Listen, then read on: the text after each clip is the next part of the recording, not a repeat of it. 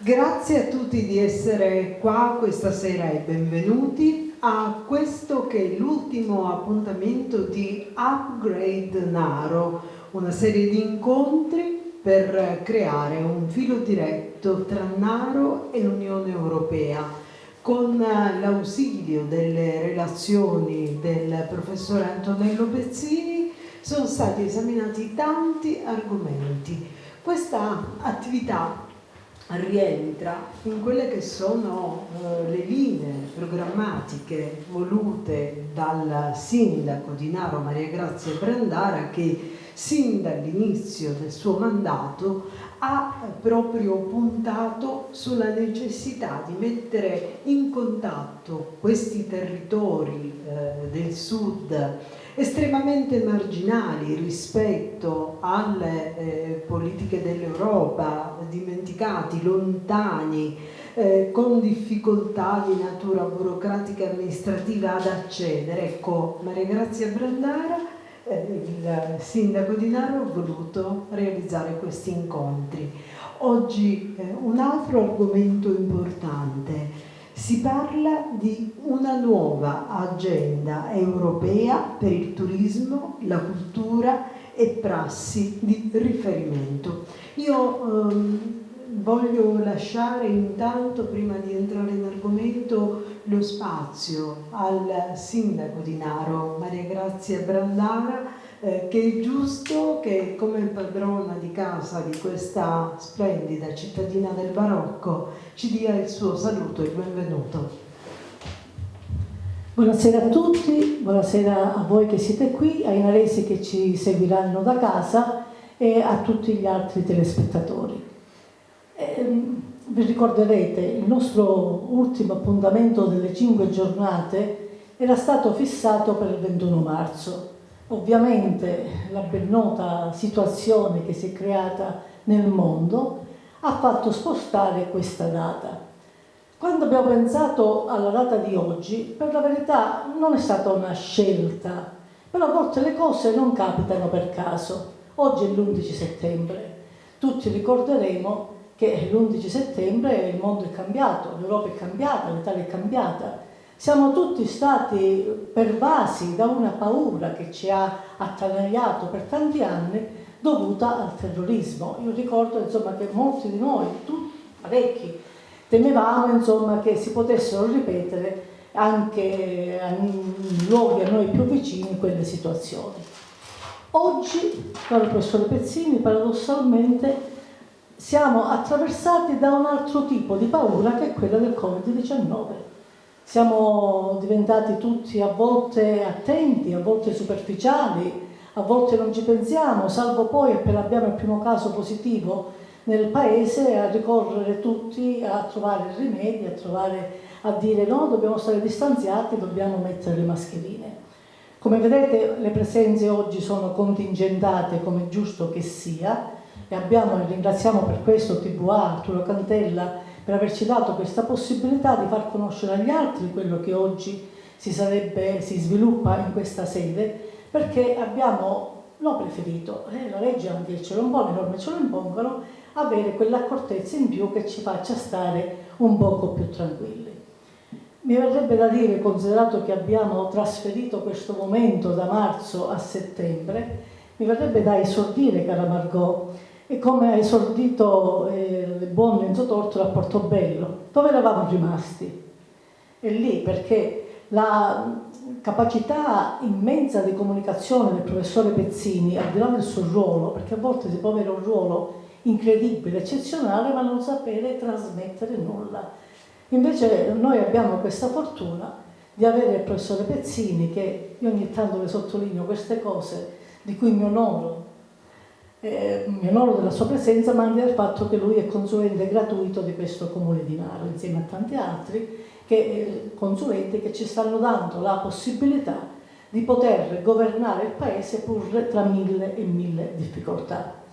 Io, quando la gente mi ha voluto, quando ci ha voluti, qui c'è gran parte della mia giunta, c'è l'avvocato Cavalieri, c'è la vice sindaco Serena che ringrazio e saluto, c'è Maria Cristina, la miseria, Maria Teresa, che è la nostra vicepresidente del Consiglio, quando c'è Valentina Belalletti, alla quale abbiamo dato la delega alla gentilezza, anche se lei non è assessore, però egregiamente sta portando avanti questo suo ruolo. Dicevo, abbiamo deciso di puntare su alcune cose. È chiaro che l'economia di Naro si fonda principalmente sull'agricoltura, ma noi abbiamo l'obbligo di puntare su altre cose. Abbiamo l'obbligo di puntare su una città d'arte, la nostra, su una città di cultura che si trasforma in turismo. E questa è la cosa che ci appartiene di più. Noi abbiamo un barocco stupendo, abbiamo le catacombe paleocristiane, il castello, il vecchio domo, le nostre 18 chiese. Abbiamo una particolarità che è quella del lago, sul quale punteremo tantissimo per lo sviluppo di questa nostra comunità. Siccome non la voglio fare lunga, volevo dire due cose per entrare in argomento prima di passare la parola. Intanto permettetemi di ringraziare Margot Trupiano per la sua intanto disponibilità, ma anche per la sua grande professionalità. Grazie Margot, sei sempre affettuosa, sei brava e rende sempre magiche le serate quando tu sei presente a moderare i nostri incontri. Volevo dire, per tornare, come voi avete visto nella locantina che il bravissimo Gabriele Terranova ha voluto realizzare, stiamo parlando di un'agenda che parli di cultura e di turismo, ma parli anche di prassi di riferimento. Ovviamente di questo ve ne parlerà il professore Pezzini, è giusto che ne parli lui in maniera approfondita e competente, e anche perché ha il polso completo della situazione. Però mi spiegava l'altro giorno, insomma ne abbiamo parlato da tempo veramente, che cosa sono queste prassi di riferimento, perché incuriosito queste prassi di riferimento, e mi diceva che ci sono delle proposte che può fare il cittadino, che può fare un ente locale, in questo caso un ente locale, un'associazione, che poi vanno al vaglio, poi vedrà lui di qual è il tragitto che deve seguire questa proposta, e stanno ferme al massimo per 5 anni se quella poi proposta non viene contestata perché non lede diritti di altri, diventa automaticamente norma. E quindi questa è una cosa bellissima, questa è veramente una democrazia dal basso che può essere di grande aiuto. E allora sapete che cosa ho pensato? Per carità è tutta da vedere questa cosa, da approfondire, da studiare, da integrare o da cambiare anche totalmente. L'idea ci è venuta, voi sapete insomma che di recente purtroppo c'è stata quella brutta notizia di quel giovane ventenne di colore che è morto a causa di un incidente, e dei poliziotti sono rimasti feriti, però ci siamo anche messi dalla parte di chi li ha investiti, perché dicono, almeno questa è la notizia del giornale, non possiamo che anche crederci, non si vedeva nulla.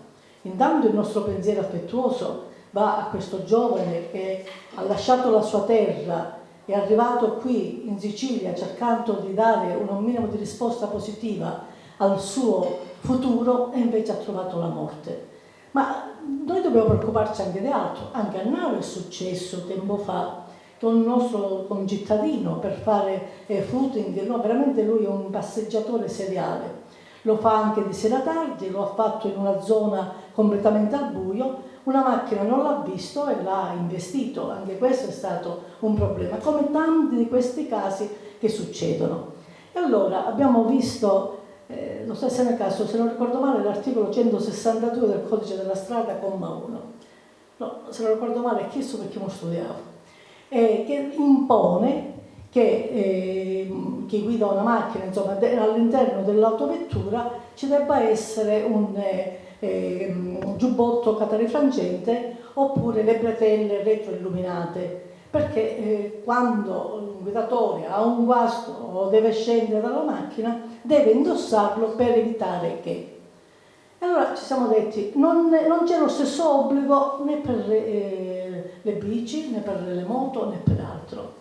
E chissà se noi proponessimo invece che chiunque indossi o per sport o per hobby o per necessità, non chiunque abbia la necessità di camminare al buio o per sport o per hobby o per necessità, dovrebbe esserci una norma che gli imponga di essere facilmente visibile attraverso uno di questi sistemi.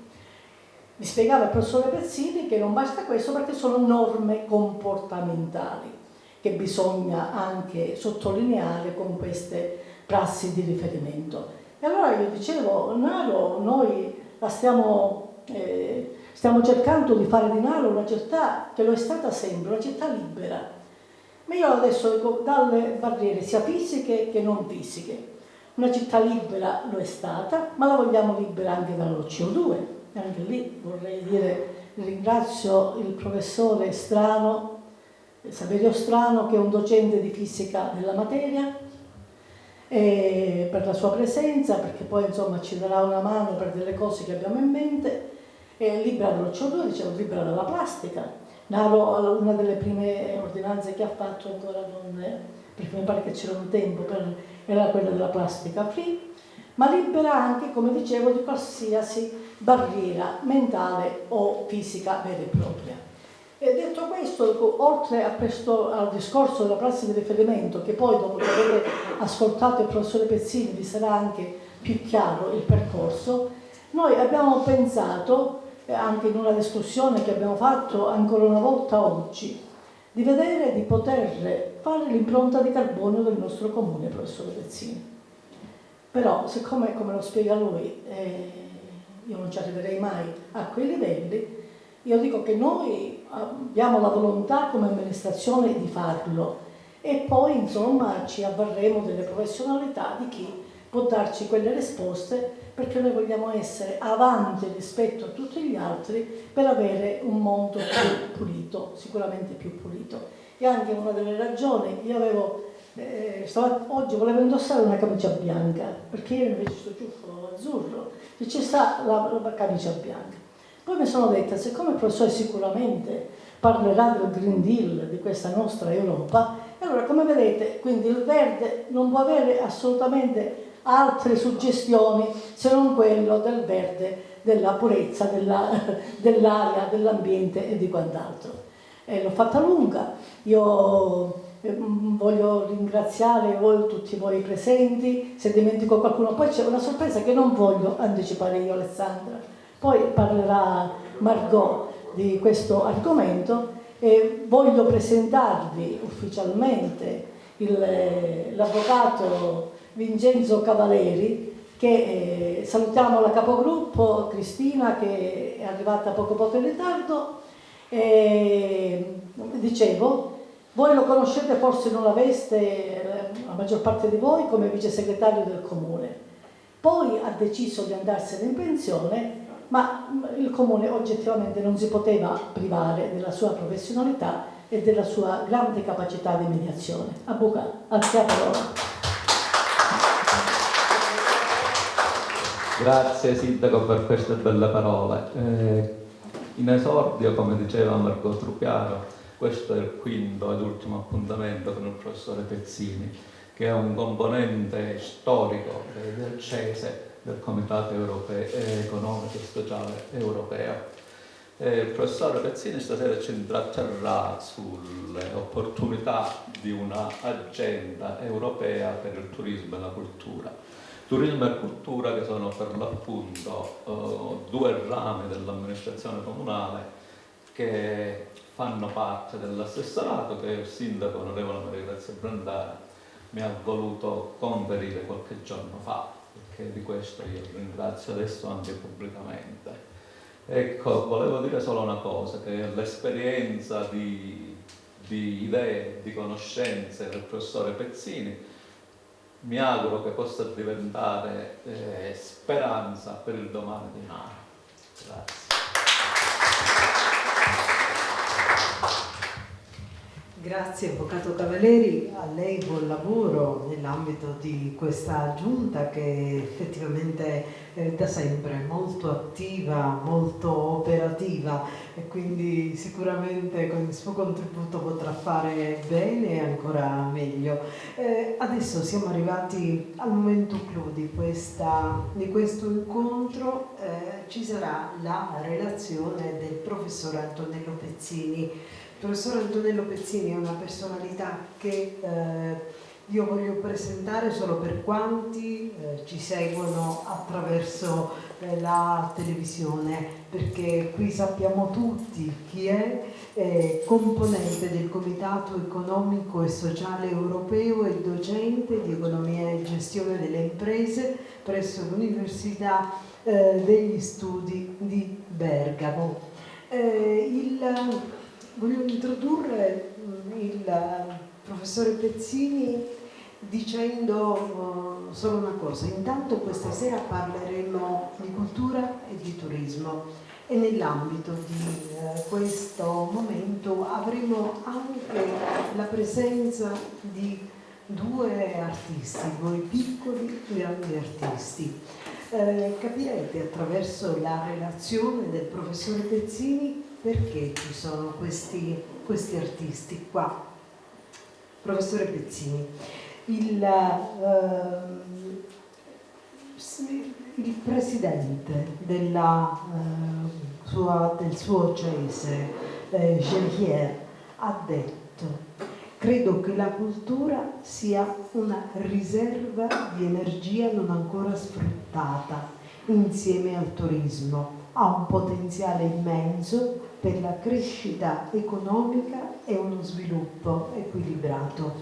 In questa breve dichiarazione, professore Pezzino, c'è l'impegno, la programmazione, anche la visione ad ampio raggio, lontano e lungo, di una società. Ascoltiamo Antonello Pezzini. Grazie. Sì, non merito le parole che sono state espresse. L'unica cosa che probabilmente è anche reale è che, malgrado l'età, per quanto abbia ormai 80 anni, ho sempre grande interesse verso i processi culturali, verso tutte le cose che possono coinvolgere l'uomo. Cito sempre la fortuna che ebbi nel 1961, nel momento in cui partiva la nuova scuola media, la legge 1859 31/12/61, voluta dal primo governo organico di centro-sinistra, fu Pietro Nenni, che per formare il governo con Fanfani, perché i repubblicani non bastavano più ad avere la maggioranza al Parlamento a Roma, Pietro Nenni si impegnò a fare l'accordo organico con la Democrazia Cristiana a condizione che la DC accettasse due posizioni proposte allora dal PSI, cioè la riforma della scuola media. Prima la scuola media era obbligatoria sino alla quinta elementare e Nenni voleva che si portasse alla terza media, quindi obbligatoria fino a 14 anni, come c'era in altri paesi europei, non c'era in Italia. La seconda riforma che propose e ottenne come risultato Nenni fu la nazionalizzazione dell'energia elettrica. L'energia era libera, chiunque poteva produrre e vendere energia, come c'è ora. Ecco, Vico, i ricorsi storici, siamo ritornati alla liberalizzazione. Allora però Nenni ebbe un'intuizione, direi, estremamente coerente con i tempi. Uscivamo dalla seconda guerra mondiale, stava partendo il boom economico dell'Italia. Avevamo zone in cui la mancanza di energia non poteva dare quella possibilità occupazionale di sviluppo dell'industria che invece davano zone dove c'era l'energia prodotta liberamente e venduta. Le alte valli nostre, Seriana, Brembana, della provincia di Bergamo, avevano difficoltà ad avere la stessa quantità di corrente elettrica che avevano invece altre zone della provincia o della Lombardia. Quindi nacquero questi due grandi momenti che diedero una svolta notevole alla cultura. Da una parte la cultura come preparazione generale dell'individuo, ecco la nuova scuola media. Prima ciascuno di noi aveva fatto l'esame di ammissione, finita la quinta elementare, se voleva procedere negli studi o sceglieva l'avviamento industriale o commerciale, o se voleva fare la scuola media per antonomasia doveva fare un esame d'ammissione, cosa che dopo non ci fu più, e quindi noi aprimmo la scuola ad altri, a una classe magari più povera, che aveva però diritto di avere le stesse opportunità della classe borghese. Con la riforma della scuola successero molte cose. Per esempio, noi finito il liceo avevamo fuori gli istituti, le presidi o i presidi che ci chiedevano di andare ad insegnare, perché mancavano gli insegnanti, perché la legge 1859 prevedeva che in ogni comune con 3.000 abitanti partisse una scuola media, obbligatoria, e tutti i giovani erano obbligati a frequentarla. Utilizzammo gli istituti che c'erano, soprattutto gli oratori, ci vennero dati in affitto e partirono le scuole negli oratori. Allora, 60, 61, 62, degli educatori di grande spessore incominciarono a scrivere libri sulla nuova scuola media, sia per quanto atteneva alla conoscenza della matematica, alla conoscenza dell'italiano, della storia. Ci colpì allora giovani e fummo subito impegnati nella scuola come insegnanti, rinunciando magari a tipi di facoltà che avremmo voluto frequentare perché dovevamo insegnare. Ci colpiva Don Milani. Don Milani uscì dalla zona del centro dell'Italia, a Barbiana, con lettere a una professoressa, i ragazzi di Barbiana, tutta una serie di pubblicazioni che Don Milani editò proprio per dimostrare quanto importante fosse questo allargamento delle potenzialità culturali in una realtà come quella italiana e come fosse necessaria una preparazione forte degli insegnanti per assecondare questo sviluppo delle capacità culturali dell'Italia. Un insegnante mio amico ed io partimmo per andare giù a Barbiana nel 61, poi Don Milani morì nel 64 per un tumore, e quello che ci colpì è che Don Milani nella sua scuola lì di Barbiana scriveva tutte le mattine in inglese alla lavagna "I care", mi interessa, che è il contrario di don't care, me ne frego, cioè mi interessa, e lo scriveva in inglese questa frase, e ci spiegò lui personalmente a questo giovane professore e a me, avevamo tutti 20 anni allora, ma avevamo già la cattedra perché mancavano gli insegnanti, e ci spiegò che voleva raggiungere due obiettivi con quella frase. Un primo obiettivo è diventato attuale oggi: l'inglese sarebbe diventato il nuovo latino di tutta l'Italia e di tutta l'Europa, cosa che oggi è vero. Effettivamente l'inglese è una lingua universale che serve moltissimo. Secondo, l'altro messaggio forte che rimane sempre di attualità è che la cosa più importante nella formazione, nell'educazione, nella cultura sono gli interessi. Un uomo senza interessi è un uomo che ha difficoltà a vivere. Un uomo che ha interessi invece è sempre un vincitore, perché gli interessi vi portano al di là delle difficoltà e danno un senso vero alla vita. Infatti lui ci teneva a dire che gli interessi erano di un'importanza enorme. Dico questo per dire che nel discorso della cultura, vista in tutte le sue accezioni, noi in genere utilizziamo più la concezione della cultura come modalità di comportamento. Alberoni fece un esame, io di sociologia con l'Alberoni, che allora era la Cattolica, che io frequentai appunto all'inizio degli anni 60, poi si spostò a Trento, è tuttora vivente, scrive ancora Alberoni, tante volte sul Corriere della Sera scrive, poi c'era il suo assistente con l'immigrazione allora dal sud verso il nord. Ecco, Alberoni diceva, ci faceva studiare nell'antropologia culturale che la cultura sono modalità di comportamento acquisiti e trasmessi mediante simboli, segni e opere dello spirito. Ed è vero, la cultura sono modalità di comportamento, la cultura, che poi si articola attraverso l'approfondimento della cultura nelle varie materie, ma la cultura è comportamento. E all'Europa interessa molto che questa concezione della cultura come comportamento delle persone sia sempre più un tipo di comportamento che avvicini i popoli, Quindi un comportamento che porti il cittadino dei vari stati che compongono l'Unione Europea a capire che fanno parte di una famiglia comune. E allora se noi vogliamo che questo tipo di cultura come comportamento abbia una sua omogeneità e quindi diventi un principium individuationis del giovane italiano rispetto al giovane francese o tedesco o olandese, bisogna che noi cerchiamo di sprovincializzare le culture, mantenendo quello che è la caratteristica della cultura di una nazione, di una regione, di un comune, certe tradizioni che Naro ha ed è geloso, gelosamente affezionato a certe proprie tradizioni, deve però coniugarsi con una capacità culturale che trasversalmente riesca a unire giovani che sono di Naro e siano di Bruxelles. Se noi vogliamo che il concetto di un'Europa come unione di stati si cementi anche in un'unione di sentimenti e di cose comuni.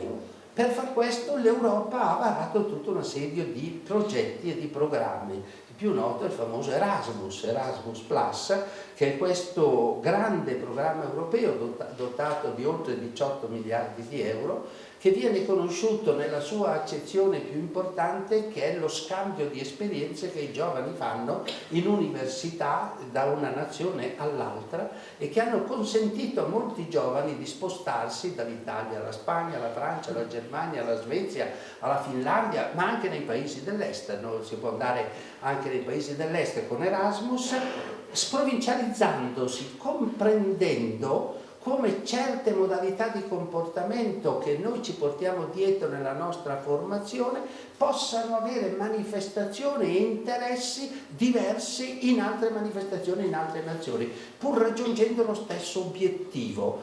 Quindi la cultura per l'Europa è anche il modo in cui noi riusciamo a produrre col tempo tutta una serie di comportamenti che abbiano il rispetto, per esempio, della differenza di sesso, che abbiano il rispetto della differenza di religione, il rispetto verso le diversità sociali ed economiche, che attuino quello che è l'articolo 2 del Trattato di Lisbona, che l'Europa è un'economia sociale di mercato. Questo aggettivo sociale ha un'importanza enorme per noi che dobbiamo prevedere e ipotizzare le leggi, le direttive, i regolamenti che dovranno essere applicate nelle nazioni europee. L'America non ha questo aggettivo sociale, questo incasso, che denota la limitatezza che può avere un'economia di mercato tout court, che lasci solo al libero mercato la sua capacità di esplicarsi e di attuarsi, ma abbia un limite in questo aggettivo sociale che dice sì, è un'economia di mercato, però è attenta al sociale,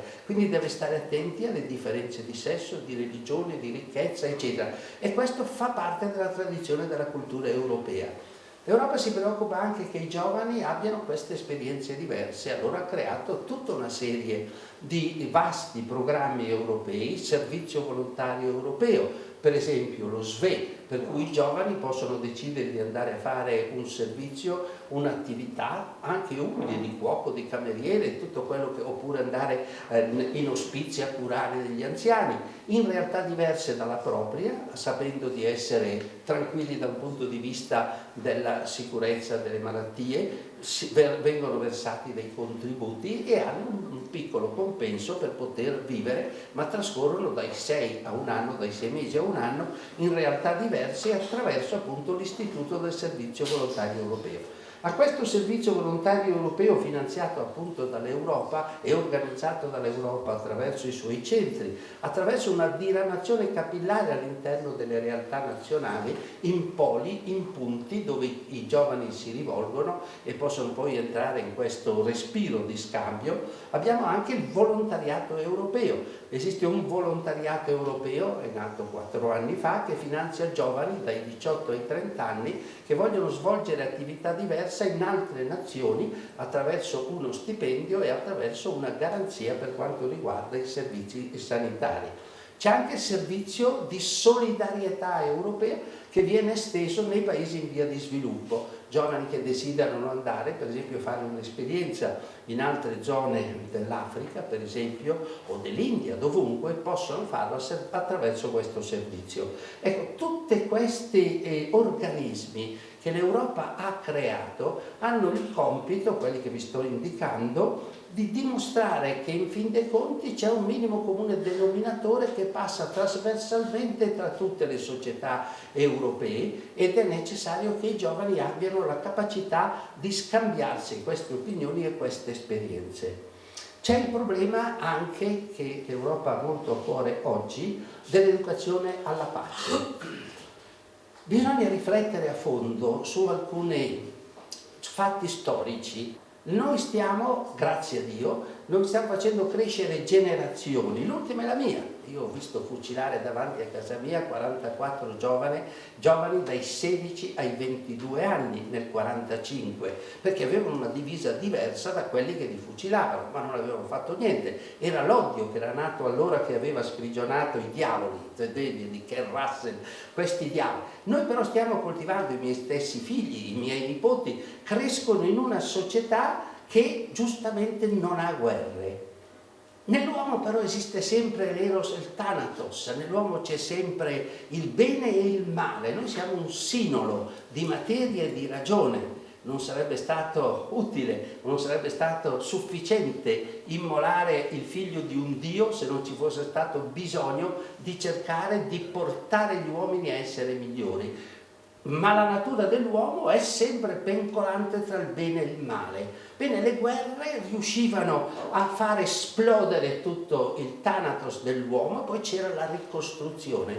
Noi oggi ci poniamo il problema di come imbastire una pedagogia del buono, una pedagogia della pace, nel momento in cui non abbiamo più il confronto diretto come è avvenuto nel passato con il disastro e il dramma della guerra, e quindi la catarsi, il rifarsi con la pace dopo quello. Noi non avendo quello non abbiamo il confronto e le nostre generazioni non l'hanno. Quindi noi dobbiamo essere in grado, noi che abbiamo una certa età abbiamo anche una certa riflessione, la possibilità di poter individuare nei meandri della psicologia umana quelle forme, questo ci angustia, stiamo cercando di studiarlo, quelle forme che ci consentono di imparare a gestire una pace educativa che non abbiamo mai gestito nella nostra storia. Guardate che è una cosa che ci fa riflettere molto e fa riflettere un pochettino tutti. L'Europa mira molto al comportamento delle persone. Gli studi che noi stiamo facendo sulla natura umana, voi sapete, soprattutto dall'inizio di questo terzo millennio su neuroni specchio, ne avete sentito parlare, incominciamo a cercare di capire come agisce, quali sono le scaturigini del comportamento umano. Noi ci comportiamo in un modo. Un tempo pensavamo che l'uomo nascesse buono e fosse la società a renderlo cattivo. Indubbiamente noi sappiamo che la società può influire e rendere peggiore l'uomo, però non può essere la società da sola, e questo ce lo dicono anche tutti gli studiosi, non solo i pedagogisti ma anche coloro che studiano i comportamenti umani, i dinamismi cerebrali. Non è solo la società che può rendere più cattivo l'uomo, e siamo arrivati alla conclusione che noi abbiamo all'interno nostro una fusione, una mimesi tra ciò che è la società esterna che influisce su di noi e il portato che noi abbiamo dentro di noi attraverso il DNA. Noi abbiamo alcune cose che ci vengono dalle generazioni passate e noi abbiamo alcune cose che invece ci vengono dalle generazioni con le quali noi abbiamo lo scambio del gruppo dei pari, con gli altri. Ma tutto questo come avviene? Quando noi decidiamo in macchina di andare in macchina di girare a destra, il volante lo giriamo in maniera opportuna per andare a destra, ma il girare il volante a destra è un atto fisico che compiono i nostri muscoli delle braccia, perché dietro c'è un ordine che viene dal cervello. Ma come ha fatto il cervello? Quali sono i meccanismi che portano il cervello tra tutte le esperienze che noi abbiamo, a discernere quelle che possono essere giuste, collegarle nel momento in cui serve. Tutta la gnoseologia del cervello, capire come agisce il nostro cervello, come mai. E questo ci sta interessando molto, soprattutto con lo sviluppo dell'intelligenza artificiale, la quale dovrà avere in immissione tutta una serie di fatti che dovrà condizionare l'agire dell'intelligenza artificiale. Tanto è vero che noi vogliamo che sia antropocentrica, cioè rivolta verso l'uomo e non contro l'uomo. Ecco, nel comportamento, negli studi che noi stiamo facendo, soprattutto in questi ultimi 20 anni, ci rendiamo conto che il nostro cervello agisce attraverso questi neuroni. Questi neuroni, che noi chiamiamo neuroni specchio, sono, e noi li abbiamo studiati attraverso sistemi che fanno accendere delle lampadine collegate alla emissione che noi abbiamo nel cervello nel momento in cui il cervello pensa. Voi fate un elettroencefalogramma e voi vedete che avete emissione di onde elettromagnetiche dal cervello. Allo stesso modo, se io alzo un braccio, in ciascuno di noi, all'interno del proprio cervello, si accende un neurone che riproduce il movimento del mio braccio, e poco alla volta nella formazione che io ho all'interno della mia crescita, fin dalla preadolescenza venendo avanti, questi neuroni specchio acquisiscono il comportamento del gruppo che ci circonda, le azioni che fanno gli altri attorno a noi, stratificano nella nostra mente questo, nihil in mente quod prius non fuerit in senso, dicevano gli empiristi, nella mente non c'è niente che prima non sia stato nei sensi.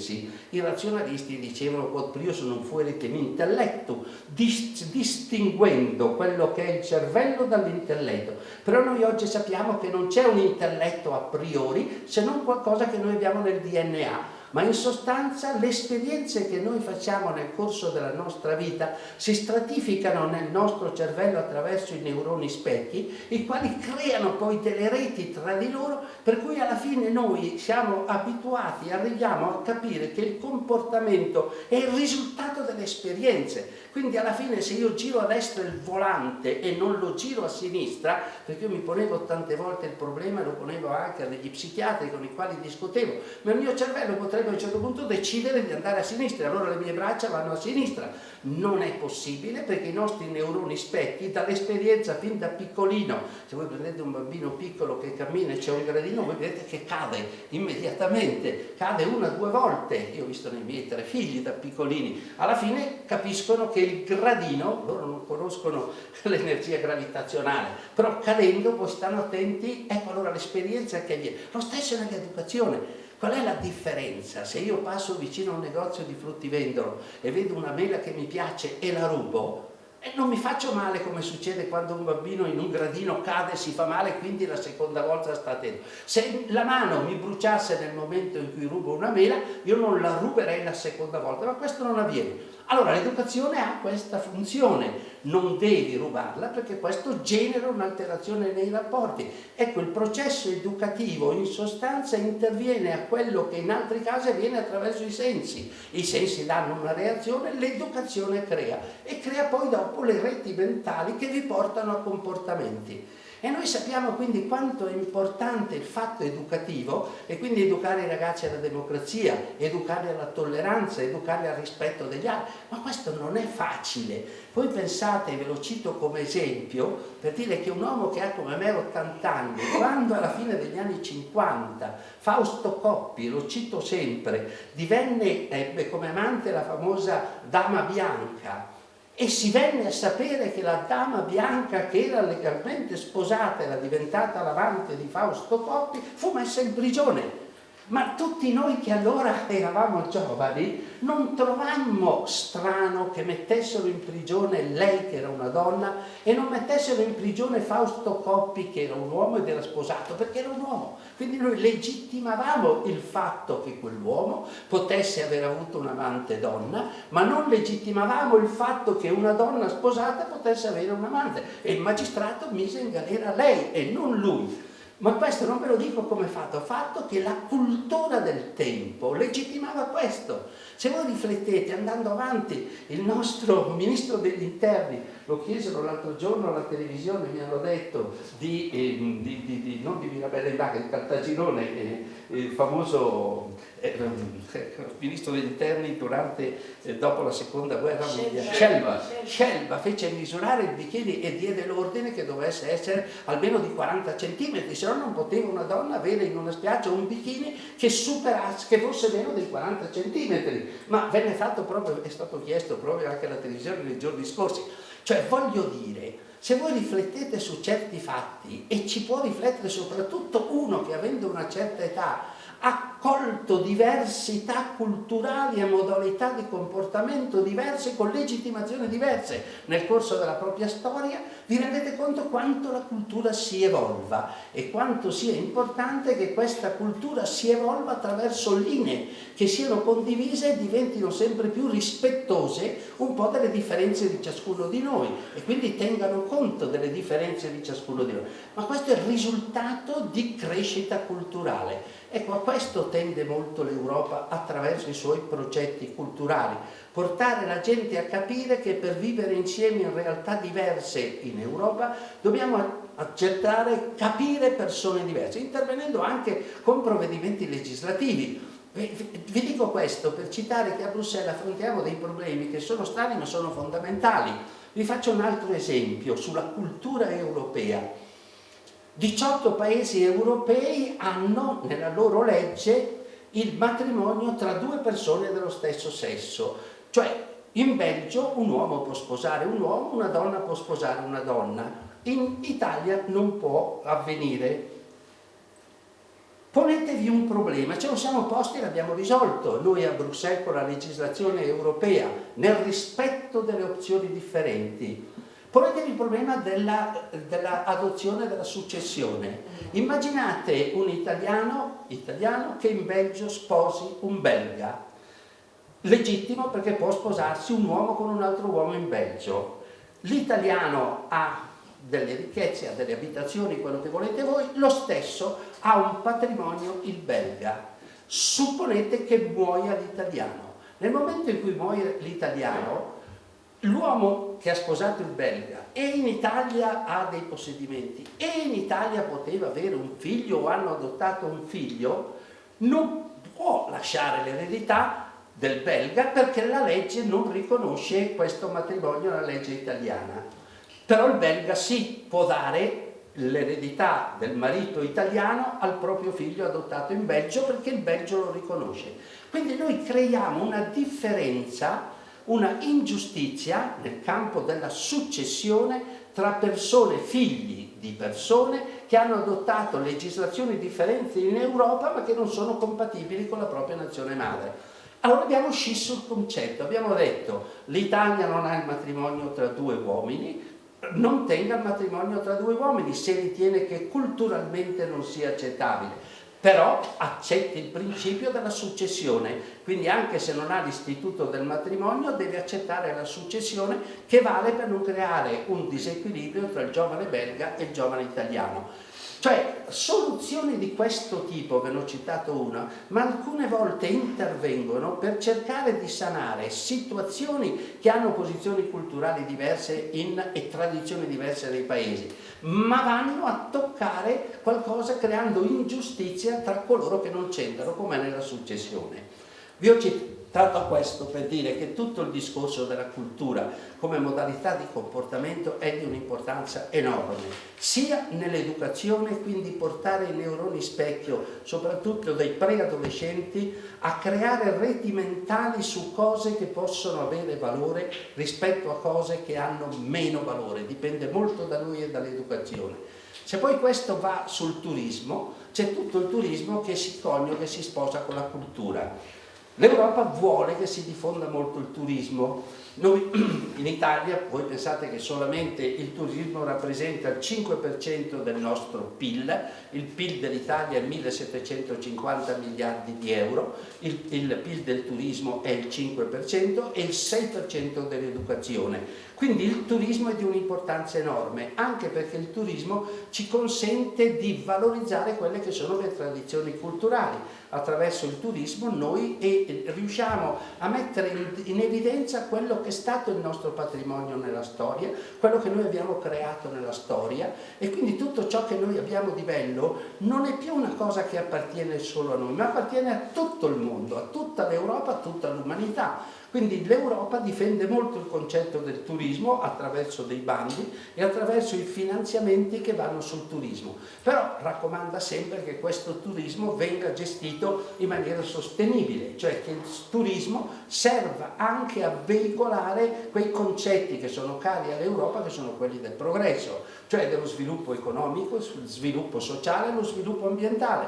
Ecco perché l'Europa dice: il turismo, certificate EMAS coloro che sono agenti del turismo e le località dove si sviluppa il turismo, perché portate queste località ad essere località migliori, quindi più fruibili da parte di tutti, e dimostrano che c'è una cultura non solo nell'oggetto in sé, ma anche nella visione del futuro di questo oggetto, proiettato verso il miglioramento della società, dell'uomo e di tutta l'economia. Quindi coniugare il turismo con lo sviluppo sostenibile è una chiave di volta, un elemento fondamentale, il noumeno kantiano, per passare dalla ragion pratica alla ragion pura. Lo sviluppo sostenibile, l'ambiente diventa veramente l'elemento importante per l'Europa. Ecco perché bisogna coniugare turismo con il rispetto dell'ambiente. Se noi attraverso un rapporto con l'UNI entriamo nel discorso di creare questa pre-norma, una prassi di riferimento che regoli il comportamento, la divisa, la cosa che deve mettere la persona per essere visibile, non entro qui nei particolari, ma se noi studiamo con l'ente di normazione che è deputato ed è capace di fare queste cose, l'abbiamo fatto sul mobbing, abbiamo fatto una norma sul mobbing, come facciamo a stabilire se è stato fatto mobbing in un'azienda tra il superiore e l'alto? E c'è una norma che dice quali sono gli elementi che consentono di stabilire se c'è stato del mobbing.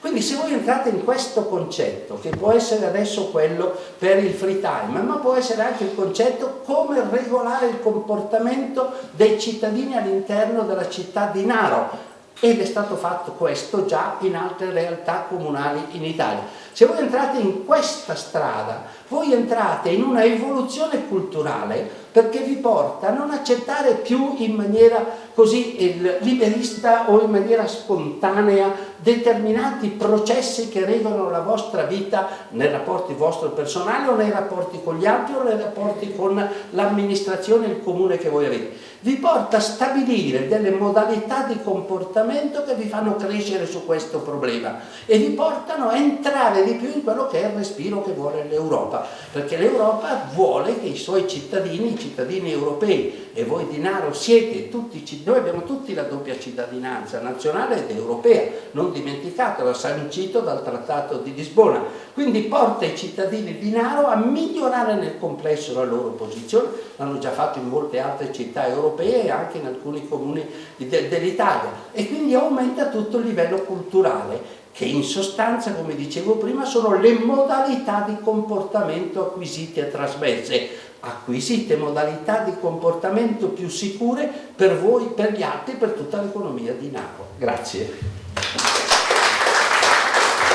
Grazie professore Pezzini, io ho ascoltato con grande piacere come sempre le sue relazioni e con grande attenzione. Volevo farle una domanda che così mi viene spontanea seguendo il suo excursus. L'Unione Europea, a mio avviso, dovrebbe condurre comunque un grandissimo lavoro di mediazione, già a partire dal contemperare quello che è il dinamismo del concetto di cultura con il suo valore in termini di identità e conservazione. Quindi già c'è, credo, un primo sforzo da fare perché questa mediazione renda più facile l'approccio con i vari popoli europei. E poi anche questo grande lavoro di mediazione andrebbe, a mio avviso, indirizzato verso la possibilità di creare strumenti validi a contenere gli aspetti distorsivi della finanza pubblica, perché nei vari Paesi membri ci sono comunque delle situazioni diverse e gli aspetti distorsivi della finanza pubblica implicano comunque un rallentamento della crescita. Nonché ancora altro punto sul quale ritengo bisognerebbe puntare, anche una revisione di quelli che sono i processi della burocrazia, che da Stato a Stato sono diversi e che, così come ha lei sottolineato, possono svantaggiare. Allora un lavoro in questo senso di omologazione non generale, ma quantomeno, ecco, che possa condurre ad una mediazione che renda più facile l'accesso da parte del cittadino al dialogo con l'Unione Europea, potrebbe anche avere la possibilità di porre la propria attenzione a questi fatti che io le ho sottolineato. Cosa ne pensa? Sì, il problema è molto vasto. Partiamo dal discorso finanziario. Il discorso finanziario, perché è così delicato e perché è così importante? Per un motivo che vi esemplifico attraverso alcune cifre che è opportuno conoscere. Vi ho detto prima che il PIL dell'Italia, la ricchezza dell'Italia prodotta in un anno, il prodotto interno lordo, è appunto 1.750 miliardi di euro. Il PIL dell'Europa è circa 11.000 miliardi di euro. Noi attraverso l'Eurostat sappiamo che globalmente il PIL, il prodotto interno lordo del mondo, è di circa 50.000 miliardi di euro. Prodotto interno lordo del mondo. La Merkel usa 3 cifre che sono importanti, io vi consiglio di tenerle a mente, perché sono significative nella fenomenologia complessa che sto trattando, sia finanziario, poi vado anche al secondo argomento. Le 3 cifre della Merkel sono 7, 25 e 50. La Merkel dice: noi abbiamo il 7% circa della popolazione del mondo, l'Europa. Noi abbiamo circa il 25% del PIL del mondo, ma noi abbiamo il 50% del nostro PIL che noi riversiamo nel sociale. L'America non lo fa. Altri crocicchi del mondo non usano il 50% della loro ricchezza per finanziare le azioni sociali, che vuol dire malattie, vecchiaie, infortuni, invalidità, tutto quello che volete voi. Quindi questo è già importante per l'Europa, però abbiamo delle difficoltà, ecco il discorso finanziario. Entro in quell'esempio. Vi dicevo che il PIL del mondo è di circa 50.000 miliardi di euro. Noi sappiamo che in Italia ci sono 4.170.000 imprese private. In Europa noi abbiamo circa 26 milioni di imprese in Europa. Nel mondo noi abbiamo qualcosa come 60 milioni di imprese. Però qual è il problema che noi abbiamo? E qui entra in ballo la cultura intesa come capacità delle persone di decriptare, di capire, di entrare nelle problematiche del mondo e di avere l'opportunità e la capacità di cogliere delle vie migliori di sviluppo. Il problema che noi abbiamo è che di questo PIL del mondo, che vi ho detto che è circa 50.000 miliardi di euro, il 58% è in mano a 40.000 multinazionali. Voi pensate che su circa 120 milioni di imprese che esistono nel mondo, 40.000 multinazionali hanno il 58% della ricchezza del mondo. Quindi voi capite la capacità che hanno queste 40.000 multinazionali di determinare, di condizionare i processi culturali attraverso l'informazione, con il possesso di giornali, di stampe, di giornalisti, quindi condizionare i mass media, cioè hanno una capacità di disinformazione che voi non potete immaginare. Allora, questo discorso finanziario che è condizionato da questa enorme ricchezza in mano a 40.000 multinazionali, noi possiamo solo riuscire a limitare attraverso una crescita culturale.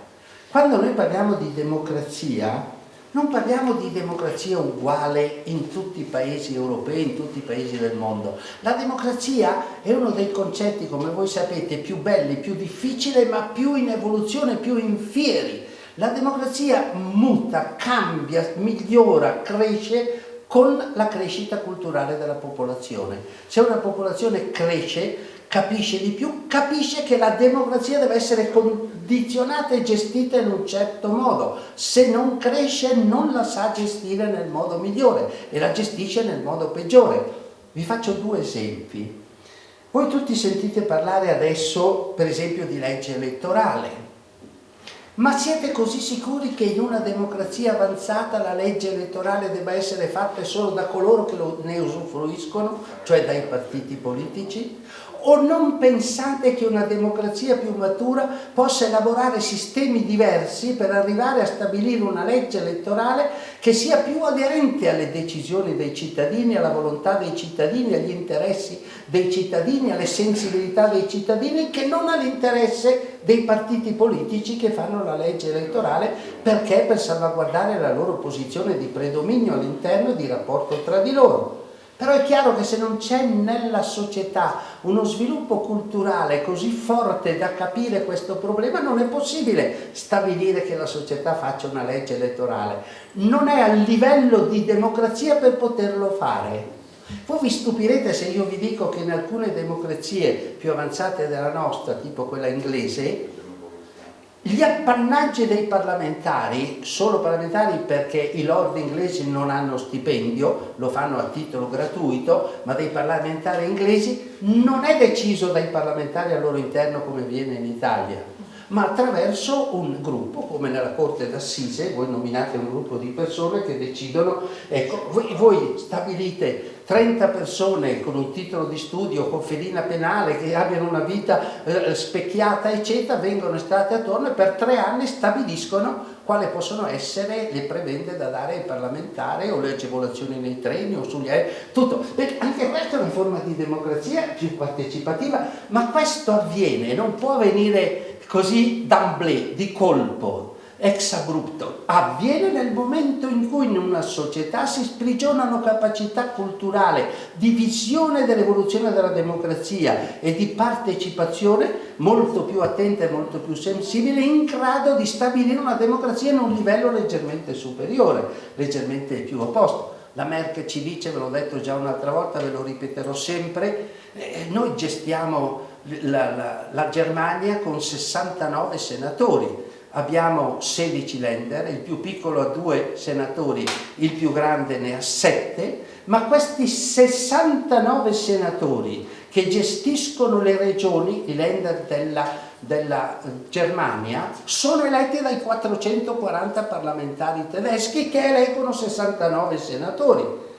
L'Olanda, paese frugale, che ha detto perché dovete dare soldi agli italiani che non sono in grado di gestirli perché sono pieni di debiti, ma mandino a casa la maggior parte dei loro parlamentari. L'Olanda ha 75 deputati e 75 senatori e i 75 senatori sono eletti dai 75 deputati, cioè 150 eleggono 75 che diventano senatori. Cioè non è detto che una democrazia debba avere una classe politica enorme. È falso quando vi dicono che la democrazia è fatta da quello. La democrazia è fatta da sistemi diversi, molto più complessi e molto più difficili, legati anche alla cultura delle persone, alla capacità delle persone di capire l'evoluzione e di capire che i loro diritti diventano importanti se hanno la capacità di gestirli. Se non hanno la capacità di gestirli, e lì viene la tradizione.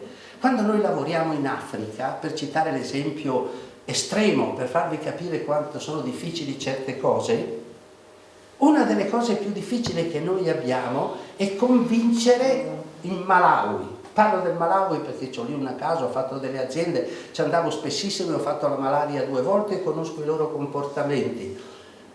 Quando diceva un giovane malauito a Naumuera di mettersi da parte il cimanga, che è il grano turco, nel periodo in cui c'è il grano turco, per averlo nei periodi in cui non c'è il grano turco e quindi potersi sfamare. Mi guardava allibito e diceva: come faccio a mettere nella mia capanna una quantità di grano turco? Se me lo mette l'ambumba, che è la famiglia estesa, che comprende 70-80 persone, ha tutto il diritto di prendere il grano turco che c'è nella mia capanna, perché non c'è il concetto della proprietà privata. L'ambumba ha lo stesso diritto di colui che ha messo il grano turco. Quindi dice: non lo posso mettere perché gli altri vengono e me lo metto e lo prendo, quindi non lo posso mettere da parte. Ma nella loro cultura la proprietà non è più di quel malauita in quella capanna, ma è di tutta la sua famiglia. Allora, se noi vogliamo che cresca l'Africa, non basta che noi attraverso la Yaoundé, la Cotonou, la Lomé 4 bis o la nuova Lomé che abbiamo fatto diamo dei finanziamenti. Dobbiamo intervenire nei processi culturali. Altro problema in Africa. Cito questo per dirvi gli estremi sui quali la cultura si manifesta e condiziona lo sviluppo di un popolo. Potrei citare esempi più vicini, ma vi cito quelli dell'Africa per citarvi più lontani, per dire come la cultura determina poi le differenze nello sviluppo. Un altro problema che noi abbiamo in Africa, abbiamo regionalizzato in 6 zone l'Africa, creando dei mercati interni diversi per abituarli a scambiarsi, come è successo quando Marshall nell'America ci ha imposto il piano Marshall a condizione che noi costruissimo l'Europa per non fare più le guerre che c'erano sempre state. Quando noi regionalizziamo e interveniamo aiutando in una zona dell'Africa, muore un parente. Ma il parente di questo dell'ambumba non può tornare a lavorare se non dopo almeno 15-20 giorni, perché se va a lavorare dopo che è morto un suo parente è un'offesa e non può nel suo villaggio fare una cosa. Quando noi diciamo: ma adesso è stato al funerale, sei stato a casa un giorno, ormai è non entrato, lo mettono nella fuori, se non torna a lavorare, non posso, se no nel mio villaggio mi prendono uno che non rispetta la cultura del villaggio. Ecco la cultura, cioè la cultura ha delle manifestazioni diverse nel mondo, ma sono manifestazioni che vengono trasmesse, come dicevo prima, ma si adattano a quella realtà. Bene, il compito per esempio di un'Europa è quello di sprovincializzare certe culture, e cioè cogliere dove c'è stata un'evoluzione positiva. Faccio un esempio: un cittadino del Belgio, una cosa che ho scritto anche nei miei articoli, se io chiedo a un belga se è contento della sua nazione, mi dice sì. Ma quando c'è stato il corona, già nel mese di marzo, il mio parrucchiere, che è lì a Bruxelles, ha avuto 1.300 euro al mese, fino al mese scorso, tutti i mesi, sul conto corrente gli hanno messo i soldi. I negozianti, se avevano famiglia, 1.600 euro al mese. Uno mi dice: però il Belgio ha 10 milioni di abitanti e l'Italia ha 60 milioni di abitanti. Ma io sono tra quelli che ha voluto la regionalizzazione prevista dalla Costituzione italiana, e nel 70 ho votato per persone di Bergamo che entrassero a fare consiglieri regionali, e la Lombardia ha 10 milioni di abitanti come il Belgio. Allora mi chiedo: ho fatto una regione sbagliata rispetto al Belgio, perché la Lombardia con 10 milioni poteva fare quello che è successo con la pandemia per le persone senza reddito lo stesso che ha fatto il Belgio, che ha messo sui conti correnti direttamente. Mio cugino della Sardegna, che ha aperto un negozio, si è trovato per 3 mesi 14.000 euro dati dal governo perché ha tenuto chiuso il negozio, e ogni suo dipendente ha preso, se aveva famiglia, 1.600 euro, se no prendeva, ma subito ogni mese gli hanno messo su. Allora dico, ci sono nazioni che risolvono problemi in maniera diversa rispetto alla burocrazia, rispetto a quello che abbiamo noi. Noi dobbiamo crescere in quello. Il giorno che noi cresciamo e capiamo che la democrazia dove noi viviamo dipende. Quando io ero assessore a Bergamo facemmo una sister city, facciamo un gemellaggio col comune di Greenville, South Carolina in America. Andammo a Greenville per il gemellaggio, e il sindaco di Greenville, io andai a Greenville volentieri perché era anche la patria di Faulkner. Noi non avevamo la televisione, al liceo si leggeva davanti tutta la letteratura nordamericana, Vittorini aveva tradotto, leggevamo moltissimo, e Faulkner era di Greenville. Il sindaco Walkman di Greenville ci presentò comune e provincia che erano insieme con 7 persone. gestivano Greenville, stessi abitanti di Bergamo. Noi eravamo 50 consiglieri comunali, loro erano 7 e gestivano comune e provincia, e gestivano bene. Andammo a Tver, Kalinin in Russia per fare il gemellaggio con Tver in Russia, e Belausov, il sindaco, ci disse con orgoglio che loro avevano 600 consiglieri comunali, la vera democrazia. Ma non c'era, cioè non è il gran numero di persone che vi determinano la democrazia, ma è la cultura che avete voi, la libertà della stampa, della televisione, tutta una serie di fattori che determinano un progresso, ma che parte da voi, dalle concezioni che noi abbiamo, dalle conoscenze che abbiamo, dalle esperienze che abbiamo, dagli scambi di fatti. In Bruxelles, se io ho 2 appartamenti, uno l'ho affittato, ma io non pago nessuna tassa sull'affittanza. Il Belgio dice: tu hai un appartamento in affitto, sei un privato, pagami il preconto immobiliare, che è il 10% in più di quello che pago in Italia, basta, poi tu tienilo vuoto, pieno, fai quello che vuoi. Ma guadagna di più il Belgio prendendo un po' di più nel preconto immobiliare di quello che fa l'Italia, cercando di creare. Cioè ci sono anche delle modalità, ma potrei citarvi 1000 casi, ma non è adesso qui il momento di farlo. Però voglio dire, la sprovincializzazione, la comprensione che certi fatti vengono affrontati con una burocrazia diversa, ci portano a capire che se noi ci rendiamo conto di questo e diventiamo noi protagonisti della nostra vita, anche la nostra democrazia cresce e imponiamo un livello di crescita diverso, se no non lo imporremo mai, e sarà la non conoscenza che vi rende vittime di una burocrazia, e viene soprattutto dal numero. Se voi riducete il numero dei parlamentari, riducete la burocrazia, perché il numero dei parlamentari è quello che crea le correnti, che crea dopo le disposizioni, che crea sottogoverno, crea tutta una serie di fattori che voi non potete immaginare. Ma il giorno che noi riusciremo a crescere di più democraticamente e avere anche un Parlamento con persone che nessun'altra nazione civile, in Europa non ne parliamo, ha il gran numero di gente politica che abbiamo noi, e anche le modalità con cui loro si gestiscono. Il giorno che noi capiamo queste cose, creiamo in cultura e riduciamo la burocrazia. Scusate, vorrei dire solo una cosa. Molto spesso noi italiani e noi siciliani abbiamo anche abbiamo anche un'abitudine, che è quella di farci del male anche quando non c'è questa necessità. Governo Prodi, sapete cos'è che è accaduto in Europa? Noi italiani non siamo molto avvezzi a studiare le lingue, specialmente noi del sud. Ebbene, quel governo ha permesso, perché era sotto la sua presidenza, o no, dottore Pezzini, professore Pezzini, ebbene ha eliminato l'italiano, nessun bando in Europa in lingua italiana, da quel momento in poi, e non è stato un presidente di altre nazionalità, è stato uno dei nostri.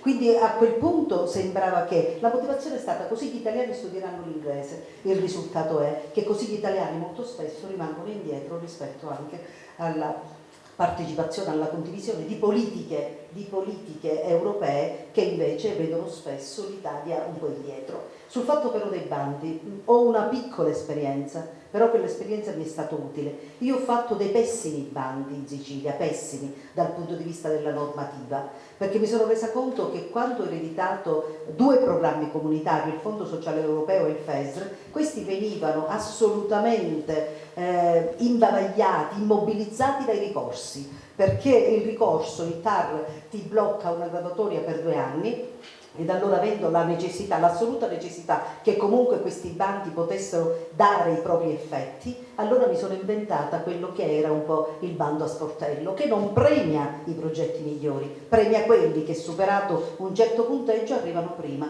Io lo so che erano bandi non buoni, cioè nel senso quella formazione, perché chi vinceva quel bando, chi partecipando arrivava prima, era perché comunque aveva superato una soglia. Dobbiamo probabilmente, nelle regole che noi ci diamo, stanno anche i vincoli. Detto questo, credo che l'Europa, noi abbiamo bisogno di avere un'Europa più vicina. Il futuro non si chiama Sicilia, non si chiama Italia, il futuro si chiama certamente Europa, e si chiama Europa non solo per le risorse che l'Europa ci mette a disposizione, perché molte di quelle risorse sono nostre e tutte quelle risorse sono nostre, tutte, sia quelle che paghiamo per mezzo dei contributi che noi come Regione, lo Stato dà, ma anche quelle che paghiamo come penalità, perché i fondi europei si alimentano di alcune linee di finanziamento, molte delle quali attraverso le penalità, depurazione, aria, acqua, tutte queste cose, e l'Italia, essendo molto indietro, finisce col pagare di più.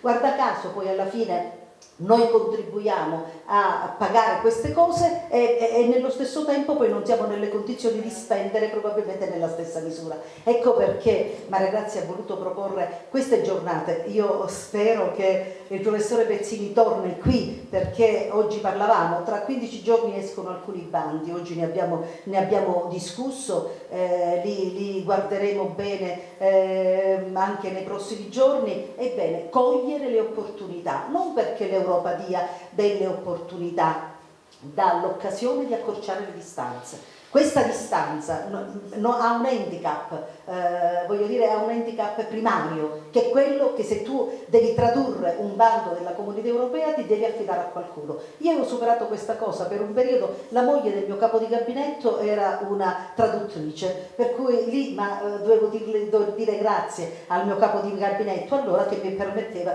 di avere questa opportunità. Una cosa è capire, una cosa è tradurre dal punto di vista tecnico-scientifico.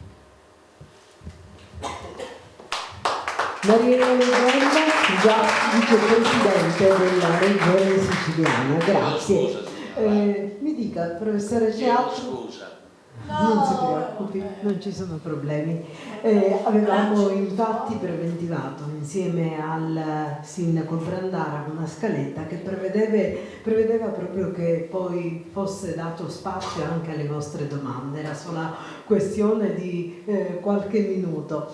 Quindi a questo punto abbiamo aperto questa fase che ci introduce a quella finale. Se ci sono... Prego, si accomodi, prego. Purtroppo non sentiamo. Aspetta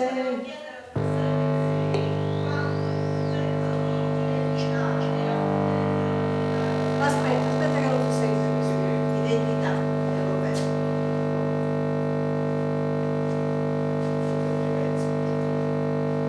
Noi stiamo comprando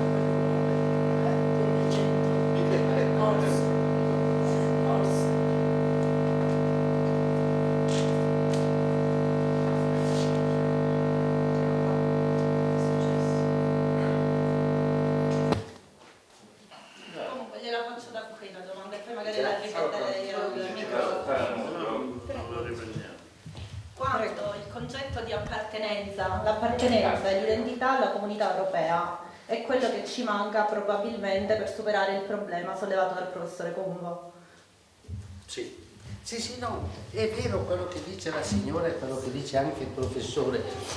L'Italia è passata da momenti in cui 20 anni fa, 30 anni fa, percepiva il valore dell'Europa come momento di interscambio di esperienze e quindi di crescita. Se voi vivete nella vostra realtà, io mi rendo conto che uno che vive in realtà diverse capisce il contrasto che c'è tra una realtà e l'altra. Uno che vive nella propria realtà talvolta non capisce certi tipi di evoluzione. L'Italia per molto tempo ha percepito questo e ha capito che stare in Europa significa stare nel salotto buono, dove si impara sempre qualcosa e si cresce. Fuori dall'Europa non si cresce. Negli ultimi tempi il fatto della dismisurata povertà dell'Italia, nessun'altra nazione in Europa ha un debito pubblico che è 2.350 miliardi di euro rispetto a 1.750 miliardi di euro che produce, sarebbe come se lei avesse uno stipendio di 1.700 e avesse permanentemente uno stipendio e deve sempre mantenerlo che è superiore allo stipendio.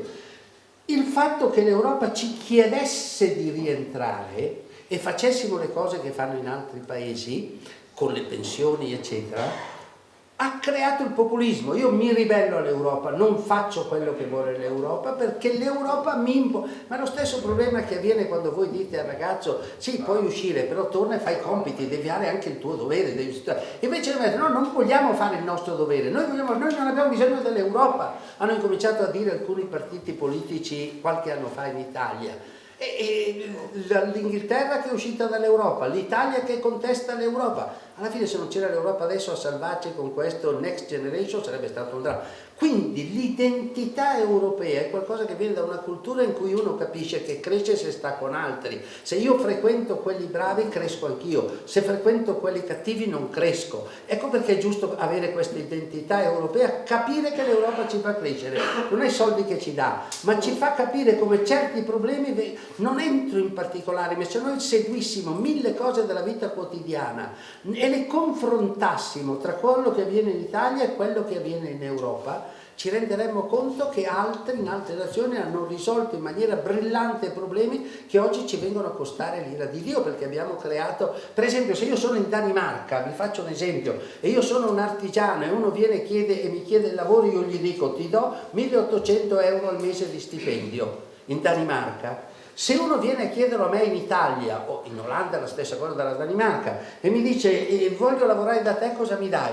Mi dai 1.800 euro al mese. Io penso che devo pagare altri 1.800 di contributi. Là no, perché nello stipendio che lei dà non esiste l'INPS, l'INE e tutti questi istituti, è lo Stato che attraverso la tassazione fa queste cose. Quindi uno con 1.800, il datore di lavoro dice io ti do 1.800 e ho finito tutto. Io devo tirarne fuori 3.600 in Italia. Vuol dire che le altre nazioni hanno affrontato il problema della sicurezza del lavoro dell'uomo in maniera diversa, attraverso un risparmio che noi non abbiamo. Io oggi dicevo la redditività del lavoro in Italia è bassa. L'Olanda ha una redditività doppia dell'Italia, ma ha 29 ore settimanali di lavoro medie. L'Italia ne ha 38 medie. Quindi in Olanda le persone lavorano molto meno che in Italia, ma se io divido il prodotto interno lordo dell'Olanda per il numero di persone dell'Olanda, che sono 17 milioni di persone, rende molto di più. Il che vuol dire che la resa del lavoro, perché è più intelligente quello che fanno, quello che vuole, è molto più alto e quindi io ne guadagno in tassazione. Quando dicono fa pagare meno, mio figlio, io ho un'azienda a Bergamo, mio figlio mi assilla e continua a dirmi papà perché non la spostiamo in Olanda? Andremo a pagare il 22% invece del 48% che paghiamo in Italia,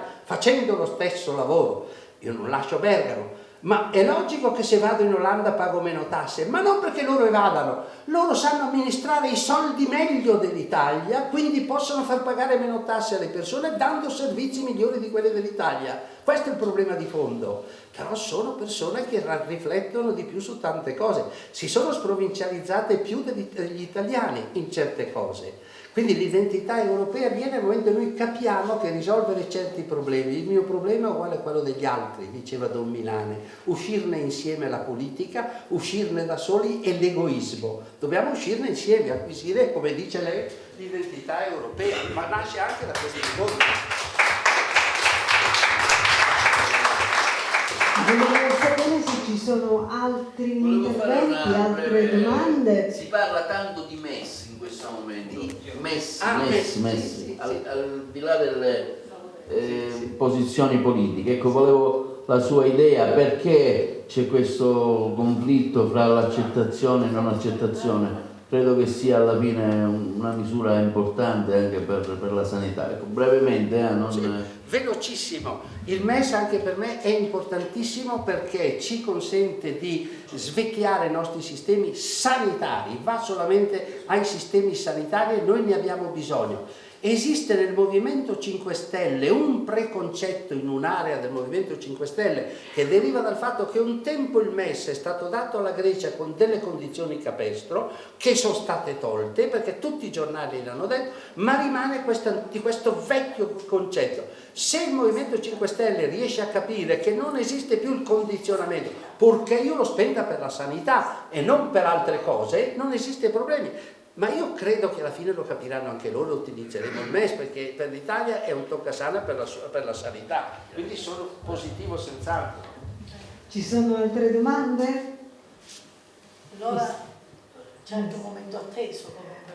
Adesso sì, intanto ringraziamo il professore Pezzini per gli lumi immensi che ci ha dato, ringraziamo anche voi che avete partecipato attivamente vivacizzando questo dibattito e portando anche quelle che sono le vostre istanze a questo tavolo.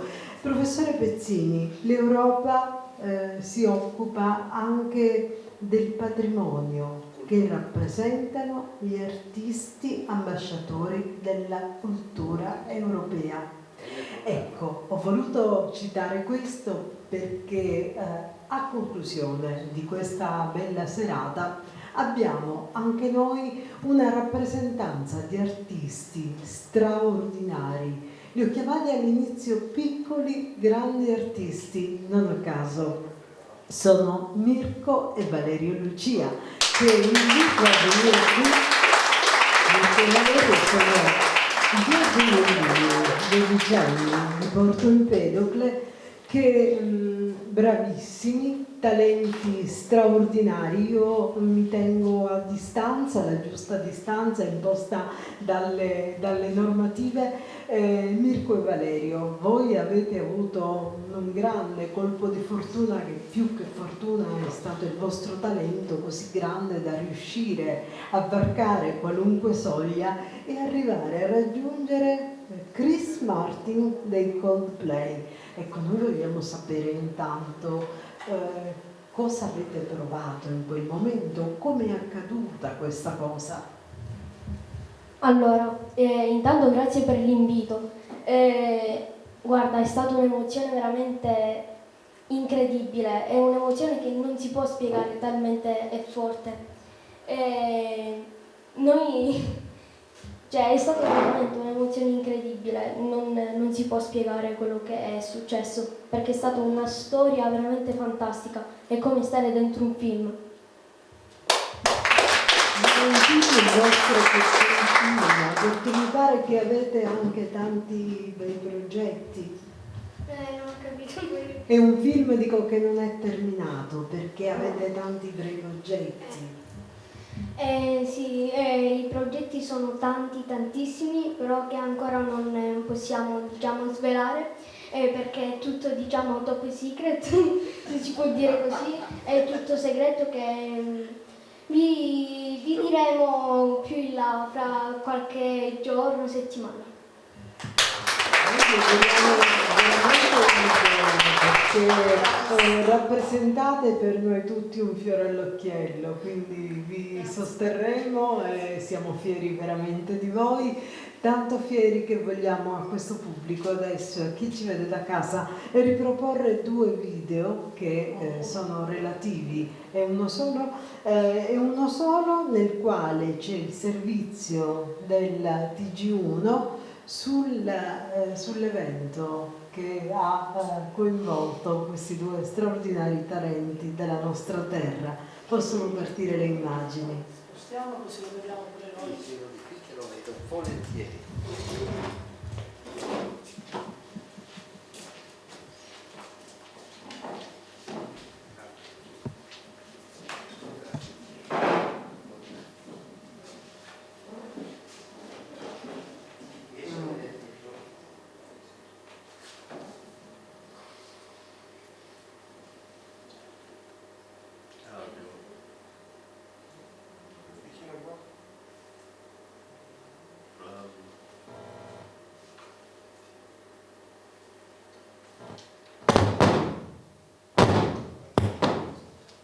Urge cambiare la pubblicazione. No. No.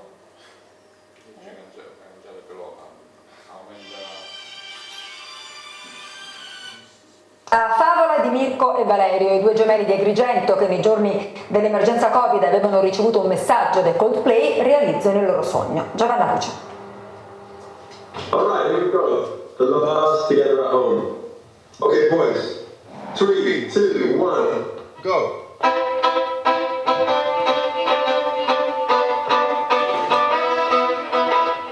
Chris Martin che canta dalla sua casa a Los Angeles, mentre da Porto Empedocle Mirko e Valerio suonano per lui. Si apre così il live su Instagram del frontman dei Coldplay con Viva la Vida, suonata al violino dai gemelli siciliani. I used to rule the world, seas would rise when I gave the word. Revolutionaries wait.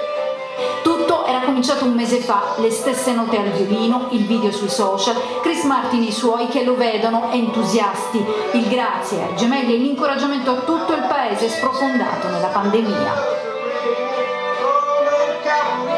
15 giorni fa, la telefonata del loro manager, il cantante li vuole per aprire la diretta social, l'ultima dell'iniziativa Together at Home, insieme a casa, il concerto evento virtuale curato da Lady Gaga. In pochi minuti scorrono oltre 40.000 commenti, anche alcuni mi piace da qualche star di Hollywood. Quando l'emergenza finirà, i fratelli sono stati invitati anche al talk show americano di Ellen Show. Ehi, grazie mille, ragazzi. Principe, all right. Ok, see you later. Però speriamo di rincontrarci presto per donartelo. But we hope to see you soon so we can donate it to you. Ciao! Bye.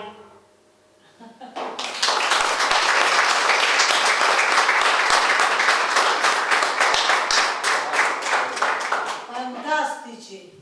Grazie. Bravi, bravi, bravi. Grazie a tutti.